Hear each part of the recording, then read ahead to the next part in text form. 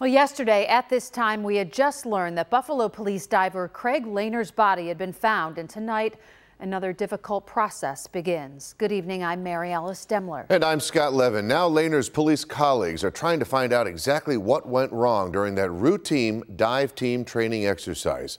2 News Side's Emily Lampa has been getting answers today. And Emily, what'd you find out?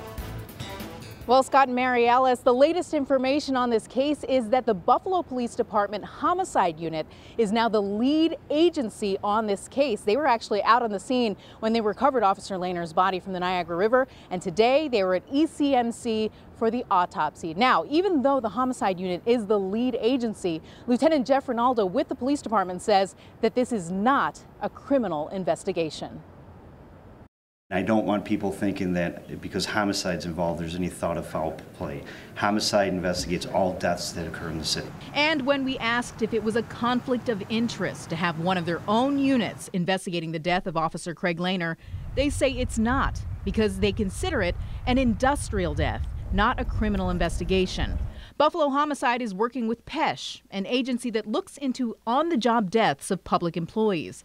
Lieutenant Jeff Rinaldo told reporters it may take months before details are released because they have to put together information from the Erie County Coroner's Office, the Homicide Unit's findings, as well as details collected from the dive team members. But it's going to be a slow process because there's going to be a large learning curve for the Homicide Unit to get over in terms of how things are done, how dives are conducted, what was recovered, what that means down the road in an investigation. 2 on Your Side was the first on the scene Friday when this all began just before 1 that afternoon.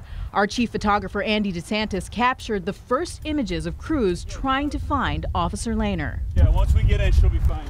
The Coast Guard responded to the emergency call that day, and they reported finding the tender cable attached to Officer Lehner had quote-unquote parted. Buffalo police explained that this diver being pulled from the Niagara River was the first to go in after Officer Lehner after they lost contact with him. When you're talking about the Niagara River, 12-mile-per-hour currents, debris fields, there's just so many variables that go into that equation.